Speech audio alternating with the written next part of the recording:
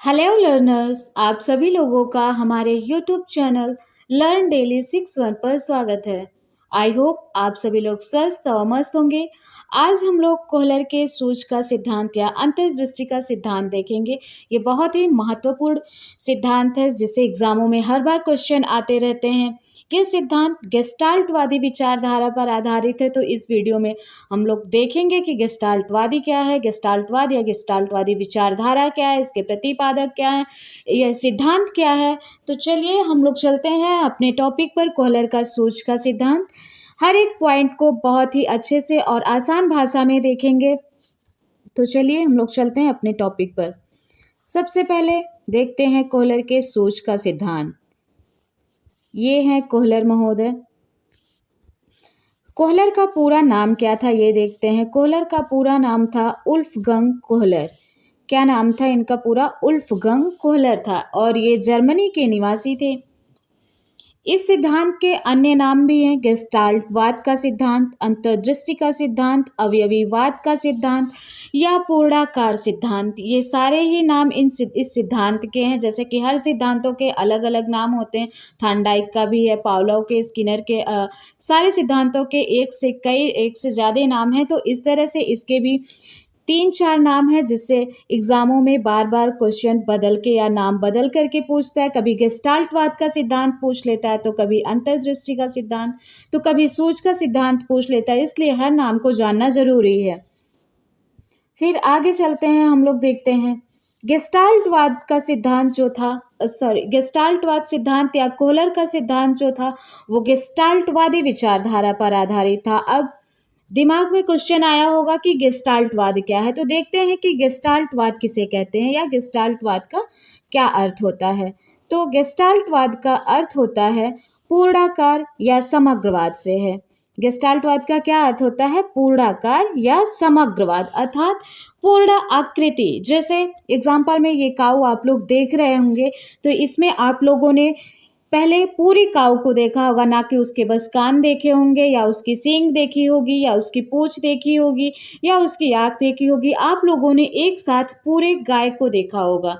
तो यही है गेस्टाल्टवाद। गेस्टाल्टवाद का अर्थ होता है पूर्णाकार, पूर्ण आकृति, कि पूरी समस्या को एक साथ देखना, उसके एक एक पार्ट को नहीं, यह एक ही साथ पूरी समस्या को देखता है, पूर्ण आकृति को देखता है। यह जर्मन भाषा का शब्द है। गेस्टाल्टवाद किस भाषा का शब्द है? यह जर्मन भाषा का शब्द है, एग्जामों में पूछा जाता है।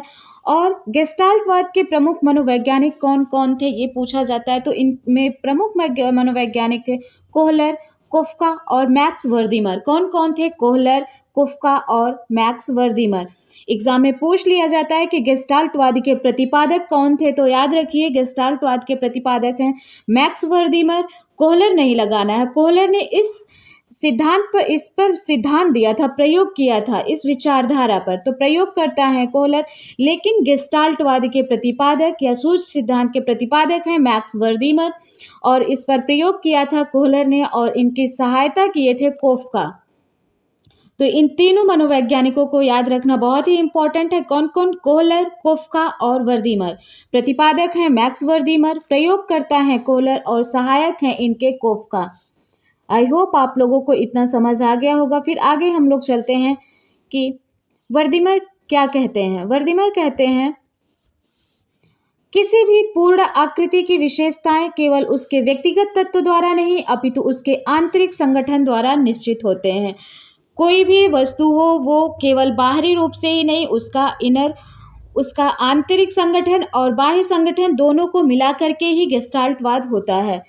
फिर सूझ क्या होता है? सूझ का सिद्धांत हम लोग पढ़ रहे हैं, तो सूझ क्या है ये जानते हैं हम लोग। सूझ जब किसी समस्या का निराकरण करते समय अचानक या एकाएक, ये है की पॉइंट इस सिद्धांत का, अचानक या एकाएक कोई हल दिमाग में आ जाता है, तब प्रत्यक्षीकरण में तीव्र गति से होने वाला परिवर्तन सूझ कहलाता है। सूझ क्या है? अचानक या एकाएक दिमाग में आने वाला हल ही सूझ कहलाता है। सूझ को और क्या क्या कहते हैं? सूझ को आकस्मिक ज्ञान, निश्चित ज्ञान या तात्कालिक ज्ञान कहा जाता है। क्या क्या? आकस्मिक ज्ञान, निश्चित ज्ञान या तात्कालिक ज्ञान कहा जाता है। फिर सूझ प्रमुख तत्व है कोहलर के सिद्धांत में। कोहलर के सिद्धांत में प्रमुख तत्व क्या है पूछ लेगा एग्जाम में, तो क्या है वो सूझ है, क्योंकि इस सिद्धांत का नाम ही है सूझ का सिद्धांत। फिर चलते हैं हम लोग आगे देखते हैं। कोहलर ने अपनी पुस्तक मेंटालिटी ऑफ एपीज, कौन सी बुक है, मेंटालिटी ऑफ एपीज में सूझ का सिद्धांत सुल्तान नामक चिंपैंजी या वनमानुष पर प्रयोग करके दिया था। कोहलर ने किस पर प्रयोग किया था, ये 1 नंबर का क्वेश्चन पूछ लिया जाता है। बंदर पर किया था, वनमानुष पर किया था, बिल्ली पर किया था, कुत्ते पर किया था, तो किस पर किया था उन्होंने, वनमानुष या चिंपैंजी पर किया था। और उसका नाम क्या था, उसका नाम था सुल्तान। फिर आगे क्या है, फिर देखते हैं हम लोग, ये है वनमानुष। फिर हम लोग देखते हैं कोहलर का प्रयोग क्या था, कोहलर ने प्रयोग क्या किया था। कोहलर ने टेनरिफ द्वीप के 6 भूखे वनमानुषों पर प्रयोग किया था। इन्होंने अपने प्रयोग में 6 भूखे वनमानुषों को या चिंपैंजी को लिया था और इन सारे चिंपैंजी को इन्होंने एक लकड़ी के कटघरे में बंद कर दिया था और इन वनमानुषों में सबसे अधिक बुद्धिमान जो था उसका ही नाम कोहलर ने सुल्तान रखा था, जिस पर इन्होंने अपने अधिकांश प्रयोग किए थे। और अधिगम के लिए कोहलर ने सुल्तान के सामने 2 प्रकार की समस्याएं प्रस्तुत की थी। कौन कौन सी समस्याएं थी, एक थी छड़ी समस्या और दूसरी थी बॉक्स समस्या। तो कोहलर ने कहाँ प्रयोग किया था, टेनरिफ द्वीप पर। कितने वनमानुषों पर किया था, 6 वनमानुषों पर। 6 में से उन्होंने किस पर सबसे अधिक प्रयोग किया या किसका उन्होंने नाम रखा था, तो वो था सुल्तान, क्योंकि वो सबसे बुद्धिमान था उन 6 वनमानुषों में से। और उसका नाम उन्होंने क्या रखा था, उसका नाम उन्होंने सुल्तान रखा था। और उसके सामने कितनी समस्याएं प्रस्तुत की थी, 2 समस्याएं। कौन कौन सी, छड़ी समस्या और बॉक्स समस्या। तो पहले देखते हैं कि ये छड़ी समस्या क्या थी। पहला प्रयोग इनका था छड़ी समस्या। ये छड़ी समस्या क्या थी, छड़ी समस्या में कोहलर ने वनमानुष को कटघरे में बंद किया, लकड़ी के कटघरे में बंद किया और उसके बाहर उन्होंने केला रख दिया और कटघरे में एक छड़ी रखी हुई थी। केला इतनी दूरी पर था कि वनमानुष उसको हाथ से नहीं ले पाता।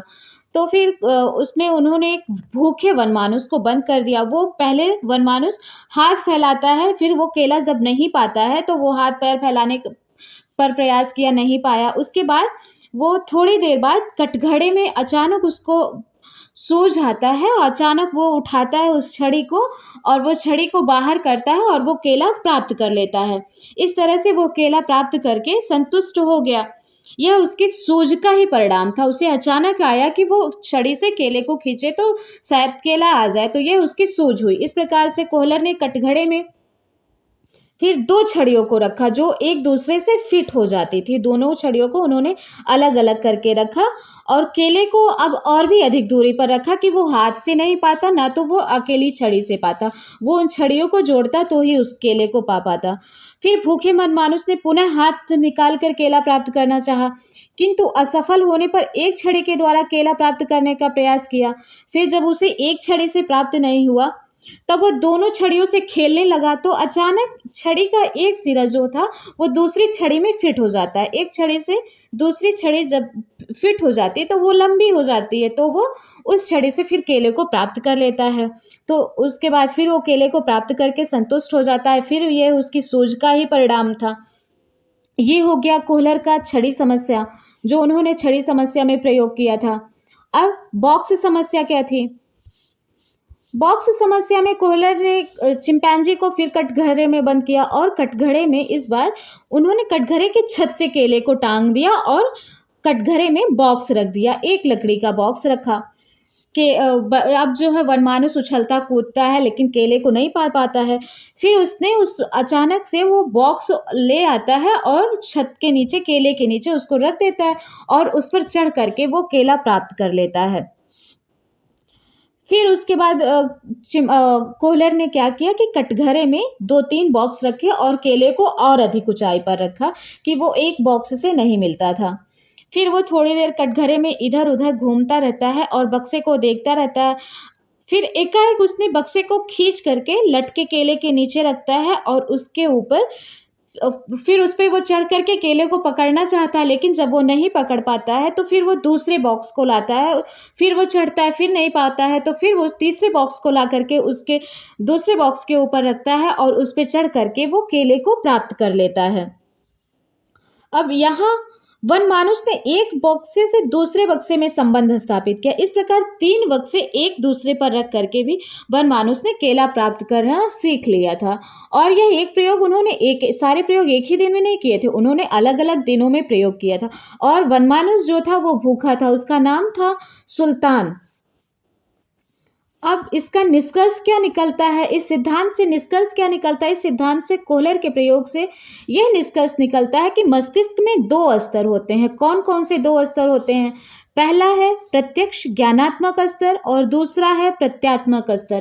प्रत्यक्ष ज्ञानात्मक स्तर का प्रयोग किसमें किया जाता है? प्रत्यक्ष ज्ञानात्मक स्तर का प्रयोग हुआ है बक्सा संबंधी समस्या जो थी उसमें प्रत्यक्ष ज्ञानात्मक स्तर का प्रयोग होता है, क्योंकि इसमें उसकी शारीरिक वो बॉक्स को उठाता है, एक के ऊपर एक बॉक्स को रखता है, उसमें उसकी शारीरिक क्षमता का भी उपयोग होता है। लेकिन प्रत्यात्मक समस्या में उसके मस्तिष्क का ज़्यादा यूज होता है।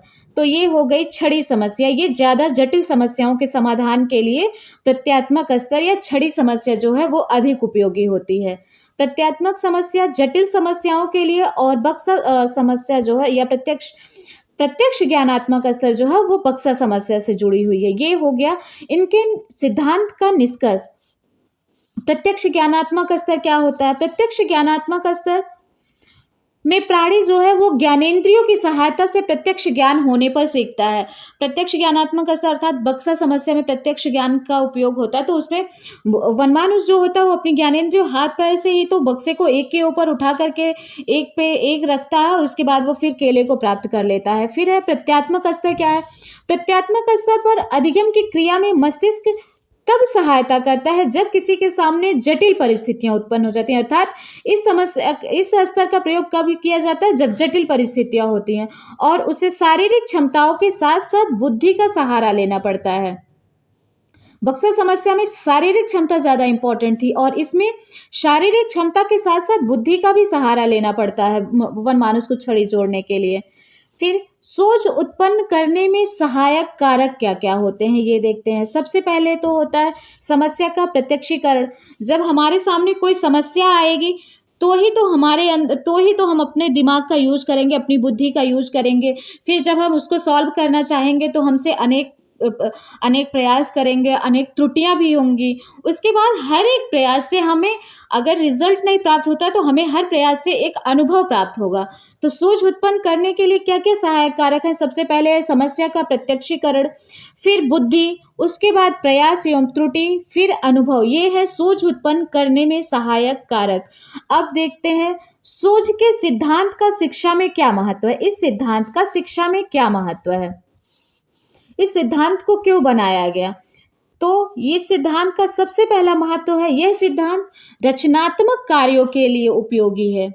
नए नए रचनात्मक सृजनात्मक कार्य करवाने के लिए बालकों से यह उनके सामने ऐसे नई नई समस्याएं दी जाएं जिसमें वो अपने दिमाग का यूज करके, अपनी शारीरिक क्षमताओं का यूज करके उस समस्या को सॉल्व करें। तो इस तरह से यह सिद्धांत रचनात्मक कार्यों के लिए उपयोगी है। सोच का सिद्धांत बौद्धिक विकास, संज्ञानात्मक विकास पर आधारित होता है। थांडाइक की तरह इसमें केवल प्रयास एवं त्रुटि पर नहीं आधारित है या यंत्रवत नहीं है। इनमें इस सिद्धांत में बालक को अपने बौद्धिक विकास, संज्ञानात्मक विकास का यूज करना होगा। क्रो कहते हैं कि यह सिद्धांत कला, संगीत और साहित्य की शिक्षा के लिए उपयोगी है। कौन कहता है? क्रो। किसके लिए? कला, संगीत और साहित्य की शिक्षा के लिए यह सिद्धांत अधिक उपयोगी है। और अगला क्या महत्व है? यह सिद्धांत बालक को स्वयं खोज करके ज्ञान का अर्जन करने के लिए प्रोत्साहित करता है। यह सिद्धांत रट्टा मारने पर बल नहीं देता। यह सिद्धांत जो है ये बालकों को स्वयं खोज करके वो अपनी समस्या को स्वयं सॉल्व करें, इस पर यह सब बल देता है यह सिद्धांत। फिर स्किनर क्या कहते हैं? स्किनर कहते हैं कि यह सिद्धांत आदत, वह सीखने के आंतरिक स्वरूप को कम करता है। किसी का देख करके नकल मारना इस सिद्धांत के अनुसार नहीं होता। यह सिद्धांत प्रत्येक व्यक्ति अपनी क्षमता का, अपने मस्तिष्क का, संज्ञानात्मक विकास का यूज करके अलग अलग तरह से समस्याओं को सॉल्व कर सकता है। यह इस पर बल देता है। और अगला पॉइंट क्या है? अगला पॉइंट है, इस सिद्धांत के अनुसार सोच द्वारा अधिगम असहायता से दक्षता की ओर होता है। किसकी ओर होता है? असहायता से दक्षता की ओर। अब ये असहायता से दक्षता क्या है? कि सोच के आने से पहले अधिगमी असहाय मालूम होता है, किंतु एक बार समस्या का समाधान सोच द्वारा खोज लेने पर वह दक्ष हो जाता है। इस प्रकार सोच द्वारा अधिगम असहायता से दक्षता की ओर होता है।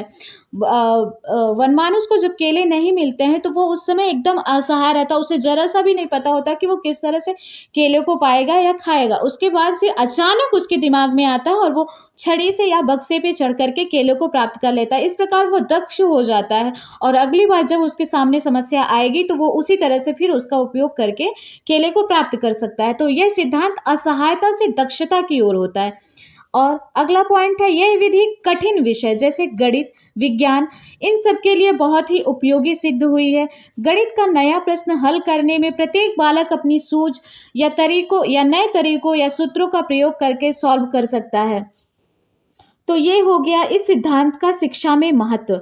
और कुछ इम्पॉर्टेंट पॉइंट हैं, जैसे ये नोट जो हमने लिखा हुआ है कि ये बहुत ही इम्पॉर्टेंट है कि प्रयास एवं त्रुटि के सिद्धांत में शारीरिक कुशलता पर अधिक बल दिया गया है, जबकि सोच के सिद्धांत में मस्तिष्क कुशलता पर बल दिया गया है। क्या है इन दोनों में अंतर? थॉर्नडाइक के सिद्धांत में और कोहलर के सिद्धांत में अंतर यह है कि जो थॉर्नडाइक का सिद्धांत है वो शारीरिक कुशलता पर अधिक बल देता है, जबकि कोहलर का सिद्धांत जो है वो मस्तिष्क की कुशलता पर अधिक बल देता है। और अगला है, गेस्टाल्टवादियों के अनुसार यह विचारधारा है कि हम पूर्ण से अंश अर्थात अवयवी से अवयव की ओर चलते हैं, ना कि अंश से पूर्ण या अवयव से अवयवी। तो ये पूछ लेता है एग्जामों में कि किसके अनुसार हम पूर्ण से अंश या अवयवी से अवयव की ओर चलते हैं, या पूर्ण से अंश जो पद्धति है, शिक्षण विधि है, वो कहाँ से ली गई? तो वो गेस्टाल्टवादियों के अनुसार है, या गेस्टाल्टवादी विचारधारा से ली गई है कि पूर्ण से अंश की ओर हम चलते हैं, अवयवी से अवयव। अवयवी मतलब पूर्ण, अवयवी से अवयव की ओर चलते हैं, ना कि अंश से पूर्ण। अर्थात हम अगर बच्चे को पढ़ाते हैं, अगर हमें बच्चे को ट्री ही पढ़ाना, पेड़ पढ़ाना, तो हम पहले बच्चे को पूरा पेड़ दिखाते हैं, उसके बाद उसके पत्तियों को, उसके तने को, उसके जड़ को एक एक करके हम दिखाते हैं। तो ये हो गया अवयवी। अवयवी क्या हुआ? एक पूरा वृक्ष हुआ। उसके बाद उसके पार्ट, उसके तने, उसके पत्तियां, उसकी जड़, ये सब क्या हो गए? उसके अवयव हो गए, उसके पार्ट हो गए। तो हम पहले बच्चे को पूरा वृक्ष दिखाते हैं, उस पूरे वृक्ष के बारे में बताते हैं, उसके बाद उसके एक एक पार्ट के बारे में बताते हैं। तो ये है गेस्टाल्टवादी विचारधारा, जिसके अनुसार हम पूर्ण से अंश की ओर चलते हैं। ये बहुत ही इंपॉर्टेंट टॉपिक है कि पूर्ण से अंश कहाँ से लिया गया। पूर्ण से अंश शिक्षण पद्धति, शिक्षण विधि कहाँ से ली गई? तो कहाँ से ली गई? वो गेस्टाल्टवादी विचारधारा से ली गई, या गेस्टाल्टवाद में दिया गया है। तो ये हो गया कोहलर के सोच का सिद्धांत। इस सिद्धांत को हमने पूरा कवर किया है और बहुत ही आसान भाषा में।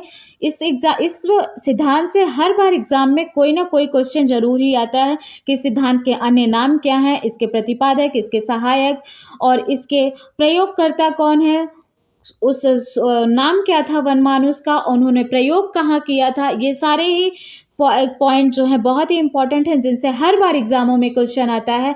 आई होप आप लोगों के लिए वीडियो यूजफुल रही होगी।